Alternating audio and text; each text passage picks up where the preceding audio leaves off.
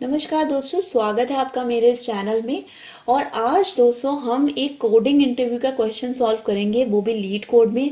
तो ज़्यादा समय ज़ाया ना करते हुए चलिए सीधा आगे बढ़ते हैं। दोस्तों हमारे क्वेश्चन का नाम है बाय टू चॉकलेट्स, और यह है क्वेश्चन नंबर 2706। सबसे पहले हम कभी भी किसी भी लीड कोड क्वेश्चन को सॉल्व करते हैं तो हमें सबसे पहले जानना होता है कि वो क्वेश्चन हमसे कराना क्या चाहता है। ये सवाल हमसे ये कहता है कि हमारे पास एक इंटीजर अरे है प्राइसेस नाम का, और इस प्राइसेस के अरे के अंदर हमारे पास प्राइसेस हैं काफ़ी सारी चॉकलेट्स के। ओके, हिंदी में कहूँ तो हमारे पास दाम है बहुत सारी चॉकलेट्स के। और दूसरा इन्होंने हमें दिया है एक इंटीजर वेरिएबल जिसका नाम है मनी, और वो टोटल पैसा है जो कि हमारे पास है, जो कि हम खर्च कर सकते हैं इन चॉकलेट्स को खरीदने के लिए। ठीक है, अब हमें ये कहा जा रहा है कि हमें दो चॉकलेट्स खरीदनी है। मतलब ना तो हम दो से कम खरीद सकते हैं, ना ही दो से ज़्यादा खरीद सकते हैं। हमें दो ही चॉकलेट्स खरीदनी है इस तरीके से कि हमारे पास जितना पैसा है, जितना मनी है, वो पैसा कम ना पड़े। यानी कि अगर हमारे पास मान लीजिए एक रुपए की चॉकलेट है और दूसरी 2 रुपए की चॉकलेट है और हमारे पास टोटल 3 रुपए है, तो हम ये पहली दो चॉकलेट जो है वो खरीद सकते हैं। लेकिन अगर हमारे पास एक ऐसा सिचुएशन आ जाए, एक ऐसा प्राइसेस का अरे आ जाए कि हमारा अगर हम सबसे सस्ती दो चॉकलेट्स भी खरीदते हैं, यानी कि ये 3 रुपए की और 2 रुपए की चॉकलेट, दो सबसे सस्ती चॉकलेट भी अगर हम खरीदते हैं, तो जो हमारा टोटल खर्चा है वो हमारे टोटल पैसे जो हमारे पास हैं उससे ज़्यादा हो जाएगा। तो अगर ऐसा सिचुएशन हमारे पास आ जाता है तो हमें वो चॉकलेट्स नहीं खरीदनी, हमें एक भी चॉकलेट नहीं खरीदनी। ठीक है, तो हमारा यहाँ पे गोल जो है, जो ऑब्जेक्टिव है, वो ये है कि हमें दो सबसे सस्ती चॉकलेट खरीदनी है। दो सबसे सस्ती चॉकलेट खरीदने के बाद हमारा जो पैसा है हमारे पास, उसमें से हमें वो दो चॉकलेट्स का दाम जो है वो घटाना है, और जो बचा हुआ पैसा है वो हमें एक रिजल्ट की तरह रिटर्न कर देना है हमारे फंक्शन को। और अगर ऐसा हो जाता है कि हमारा पैसा जो है वो कम पड़ रहा है, अगर हम दो सबसे सस्ती चॉकलेट भी खरीदते हैं और हमारा पैसा कम पड़ जाता है, यानी कि नेगेटिव में हो जाता है, तो हमें कोई भी चॉकलेट नहीं खरीदनी है और हमें टोटल पैसा ही आगे जाकर के रिटर्न कर देना है।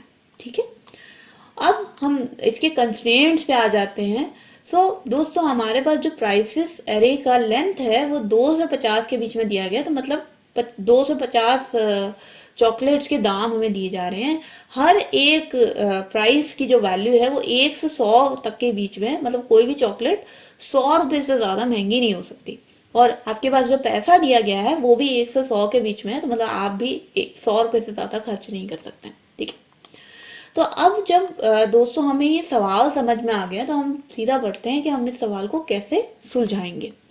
तो ये लीड कोड ने हमें यहाँ पे एक एरिया दे रखा है जहाँ पे हम अपने क्वेश्चन का सॉल्यूशन दे करके उस सॉल्यूशन को रन कर सकते हैं। तो आइए चलते हैं सॉल्यूशन की तरफ।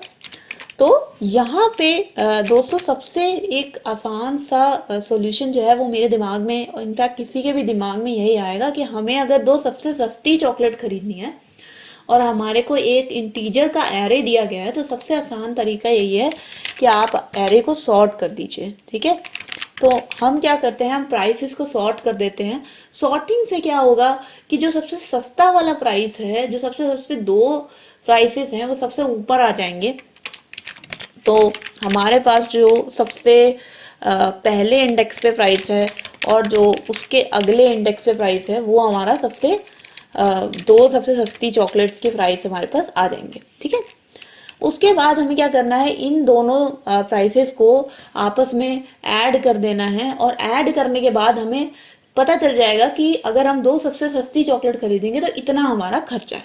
अब अगर ये जो टोटल खर्चा है वो हमारे टोटल पैसे से, यानी कि जो मनी का अमाउंट है उससे कम है, फिर तो हम ये डिफरेंस जो है वो रिटर्न कर देंगे।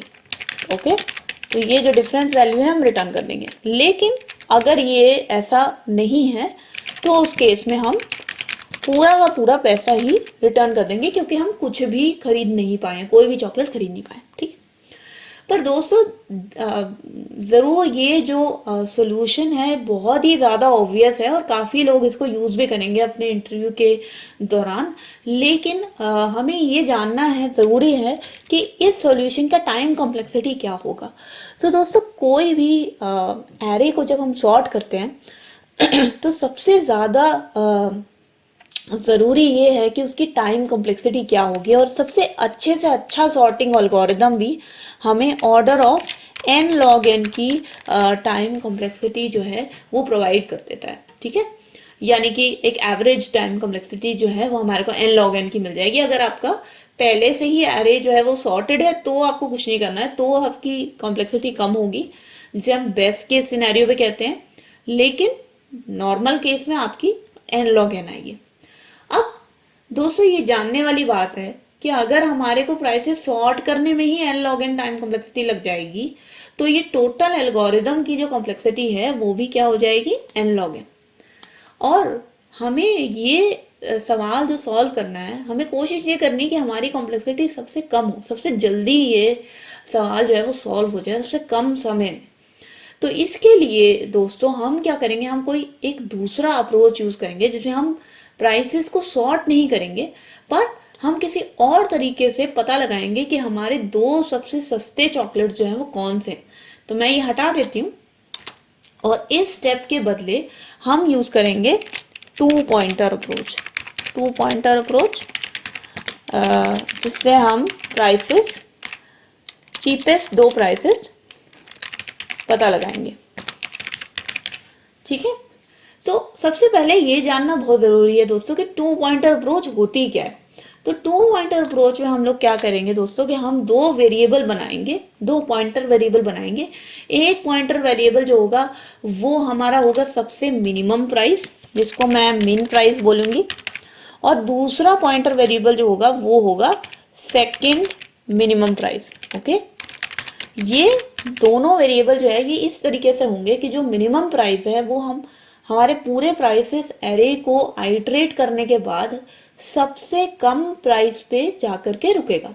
उसके अंदर सबसे कम प्राइस का वैल्यू जो होगा वो हम स्टोर कर लेंगे, और जो सेकेंड मिनिमम प्राइस है वो भी सेम ही आइटरेशन में, सेम ही फॉर लूप में जा करके उस प्राइस को अपने अंदर स्टोर कर लेगा जो कि सेकेंड मिनिमम होगा, यानी कि जो मिन प्राइस से जस्ट एक या ज़रा सा ज़्यादा होगा। ओके, एक लेवल ज़्यादा होगा।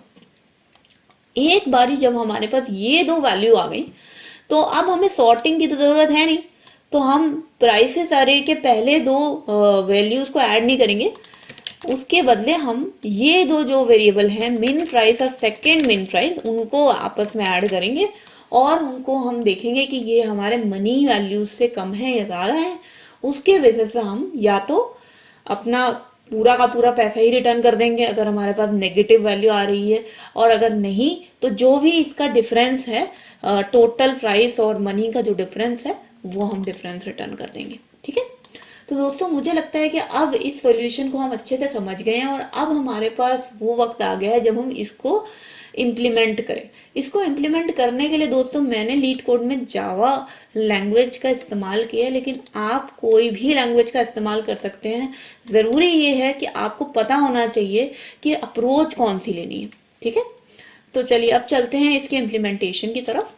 सबसे पहले दोस्तों जैसे मैंने आपको बताया था, आपको ये 2 वेरिएबल बनाने पड़ेंगे। ठीक है, तो मैं 2 इंटीजर वेरिएबल बना देती हूँ, मिन प्राइस, और एक मैं बना देती हूँ सेकेंड मिन प्राइस। अब ये 2 वेरिएबल आपने बना तो दिए, लेकिन अब इनकी इनिशियल वैल्यू आप क्या रखेंगे। तो दोस्तों मिनिमम प्राइस एक ऐसा वेरिएबल है जिसके अंदर अंत में जाकर के सबसे कम प्राइस हमें स्टोर करना है, तो इनिशियली इसकी वैल्यू जो है वो सबसे ज़्यादा प्राइस की होनी चाहिए। अब यदि अगर हम अपने कंस्ट्रेंट्स को देखें तो हम ये देख सकते हैं कि सबसे ज़्यादा प्राइस किसी भी चॉकलेट का अगर हो सकता है तो वो है 100 रुपये। तो हम इसको इनिशियलाइज करेंगे 101 रुपये में, क्योंकि हमारी कोई भी चॉकलेट इससे ज़्यादा तो हो नहीं सकती। तो हमारा जो मिनिमम प्राइस है वो कंपेयर कर करके अंत में सबसे मिनिमम प्राइस में आ जाएगा। तो इसलिए हमें इसे इनिशियलाइज करना है सबसे ज़्यादा वैल्यू से, और सेकेंड मिन प्राइस को भी हम उसी तरीके से इनिशियलाइज करेंगे। अब दोस्तों जावा में फॉर लूप का बहुत ही आसान सा तरीका होता है। फॉर एंड देन एक इंडेक्स हम लेते हैं integer I, so I equals to 0 से I less than prices dot length, क्योंकि हम पूरे के पूरे एरे को आइटरेट कर रहे हैं तो हमें उस प्राइसेस की लेंथ तक जाना है। ये हमारा फॉर लूप हो गया। अब यहाँ पे बहुत आसान है दोस्तों, सबसे पहले हम ये चेक करेंगे कि हमारा जो मीन प्राइस है क्या वो हमारे ith प्राइस से ज़्यादा या कम। अगर हमारा मीन प्राइस जो है वो हमारे ith प्राइस से ज़्यादा है तो बहुत आसान है। हम मीन प्राइस के अंदर, क्योंकि हम सबसे कम प्राइस स्टोर करना चाहते हैं, तो हम मीन प्राइस के अंदर ith प्राइस स्टोर कर लेंगे। तो अब इससे क्या होगा दोस्तों कि जब ये फॉर लूप खत्म होगा मीन प्राइस के अंदर सबसे कम प्राइस हो जाएगा। लेकिन ये स्टेप करने से पहले बहुत ज़रूरी है कि जो वैल्यू मीन प्राइस में ऑलरेडी थी, पहले से ही थी, उसको हम सेकेंड मीन प्राइस में स्टोर कर लें। क्योंकि मान लीजिए दोस्तों हमें मिनिमम प्राइस तो मिल गया, लेकिन हमें ये भी जानना है कि सेकेंड मिनिमम कौन सा था। मतलब अगर कोई चॉकलेट जो है वो 100 रुपए की है, तो जो चॉकलेट 99 रुपए की थी या 90 रुपए की थी, उसको हमें सेकेंड प्राइस में स्टोर करना है, ताकि हमारे को पता चल जाए कि हमारा जो टोटल आ रहा है सबसे सस्ती चॉकलेट्स का वो क्या है। लेकिन दोस्तों इस कोड में एक छोटी सी गलती है कि ऐसा भी सिचुएशन हो सकता है कि हमारा जो ith प्राइस है वो हमारे मिनिमम प्राइस से तो कम नहीं है, मिनिमम प्राइस से तो कम नहीं है, लेकिन हमारे सेकेंड मिनिमम प्राइस से कम है। तो अगर ऐसी सिचुएशन आ जाती है तो हमें ये भी चेक करना चाहिए कि क्या ये सेकेंड मिनिमम प्राइस हमारे ith प्राइस वैल्यू से ज़्यादा है या नहीं। अगर ये ith प्राइस वैल्यू से ज़्यादा है तो हम क्या करेंगे, इस सेकेंड मिनिमम प्राइस को भी अपडेट कर देंगे, क्योंकि हमें ये चाहिए कि मिनिमम प्राइस में तो मिनिमम आए ही आए, सेकेंड मिनिमम प्राइस भी कम हो। सो सेकेंड मिनिमम प्राइस भी ऐसा नहीं होना चाहिए कि वो सेकेंड मिनिमम प्राइस भी ऐसा होना चाहिए कि वो मिनिमम प्राइस से थोड़ा सा ज़्यादा हो, बट पूरे अरे में वो भी सेकेंड नंबर कम पे हो। ठीक है, तो सेकेंड मिनिमम प्राइस की वैल्यू क्या हो गई, ith प्राइस। ठीक है, तो दोबारा से एक बारी मैं समझा देती हूँ कि हम इस फॉर लूप में चेक करेंगे कि हमारा जो मिनिमम प्राइस है वो हमारे ith प्राइस से अगर ज़्यादा है तो हम मिनिमम प्राइस की वैल्यू सेकेंड मिनिमम प्राइस में डाल देंगे, ताकि हमारा second minimum price minimum price की पिछली वैल्यू के बराबर हो जाए, ताकि हमें उसका नेक्स्ट वैल्यू हमारे पास रहे, और मिनिमम प्राइस के अंदर हम वो उससे जो कम वैल्यू हमें मिल गई है, नई वैल्यू जो मिल गई है, वो ith प्राइस डाल देंगे। अगर ऐसा सिचुएशन आ जाता है कि हमारा जो ith प्राइस है वो मिनिमम प्राइस से तो ज़्यादा है, लेकिन सेकेंड मिनिमम प्राइस से मिनिमम प्राइस से तो हमारा जो प्राइस है वो ज़्यादा है, लेकिन सेकेंड मिनिमम प्राइस से ज़्यादा नहीं है, यानी कि सेकेंड मिनिमम प्राइस से वो छोटा है, तो हम सेकेंड मिनिमम प्राइस के अंदर भी वो ith प्राइस की जो वैल्यू है वो डाल करके उसको भी अपडेट कर देंगे, ताकि हमारा सेकेंड मिनिमम प्राइस भी अपनी वैल्यू से कम हो जाए, ताकि वो भी चीपेस्ट या सबसे सस्ते चॉकलेट के अंदर आ जाए, सेकेंड नंबर पे जो सबसे सस्ती है उस पर आ जाए। अब दोस्तों हमारे पास बहुत ही आसान सा एक सिचुएशन आ गया है। अब हमें टोटल जो हमारा कॉस्ट है वो हमें डाल देना है minimum price plus second minimum price. ठीक है, ये हमारा टोटल कॉस्ट है।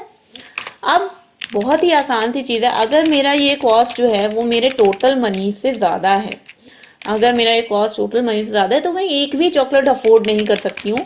मैं मतलब मेरे को एग्जैक्टली 2 चॉकलेट खरीदनी है तो मैं कोई भी चॉकलेट नहीं खरीदूंगी, मैं पूरा का पूरा पैसा वापस ले आऊँगी। लेकिन अगर ऐसा नहीं होता है तो मैं जितना भी कॉस्ट है उसको मैं टोटल मनी से माइनस करके जो भी बचा हुआ पैसा है वो रिटर्न कर दूंगी। अब इसको हम रन करके देखते हैं गाइस, देखते हैं कि हमारा जो टेस्ट केसेस हैं वो पास होते हैं या नहीं। और आपने देखा कि हमारे दोनों ही टेस्ट केसेस ग्रीन हैं। अब हम इसको सबमिट कर सकते हैं ताकि हमें पता चल जाए कि हमारा सोल्यूशन जो है एक्सेप्ट हुआ है या नहीं है, और आप देख सकते हैं कि हमारा सोल्यूशन एक्सेप्टेड है। अब यहाँ पे बात आ जाती है दोस्तों कि इस एल्गोरिदम की कितनी टाइम कॉम्प्लेक्सिटी। तो इसमें आप देख सकते हैं गाइस कि फॉर लूप जो हमने लिया है वो एक ही फॉर लूप है जो कि टोटल प्राइसेस का ही आइटरेशन कर रहा है। तो क्योंकि एक ही फॉर लूप है हमारी इसकी जो टाइम कॉम्प्लेक्सिटी है वो हो जाती है ऑर्डर ऑफ n। और इससे देख करके आप पता लगा सकते हैं कि ये सॉर्टिंग वाले एल्गोरिज्म से कितना बेहतर है, क्योंकि सॉर्टिंग में हमारी जो हो जाती कॉम्प्लेक्सिटी वो n log n होती, बट ये सिर्फ n है।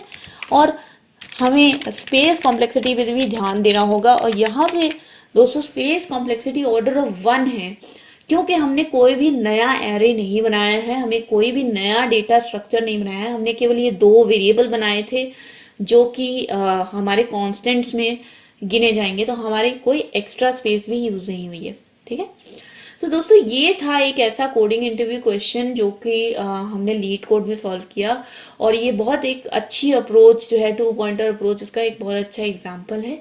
तो मैं आशा करती हूँ कि आपको ये वीडियो देख के बहुत कुछ सीखने को मिला होगा। अगर इसने आपकी थोड़ी सी भी मदद की है तो आप प्लीज़ मेरे चैनल को सब्सक्राइब कीजिए, और ऐसे वीडियोस देखने के लिए इस वीडियो को ज़रूर लाइक कीजिए। और अगर आपके पास कोई भी क्वेश्चंस, कमेंट्स, सजेशंस हैं तो प्लीज़ आप कमेंट सेक्शन में लिख सकते हैं। मुझे बहुत खुशी होगी उनको एड्रेस करते हुए। और थैंक यू सो मच इस वीडियो को देखने के लिए। मैं अगले वीडियो में मिलती हूँ। नमस्कार।